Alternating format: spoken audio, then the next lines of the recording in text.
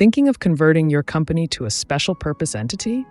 Whether it's for managing an SMSF, a nonprofit, or a residential unit, ASIC Form B3 makes it easy. Let's walk you through the key steps.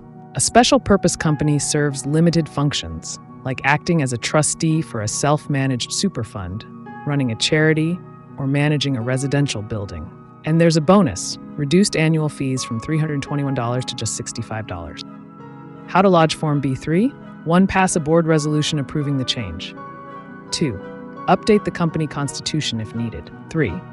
Complete ASIC Form 484 and fill out Section B3 for the special purpose conversion. 4. Lodge it online via the ASIC portal or use a registered agent. Just remember, your annual fee drops to $65.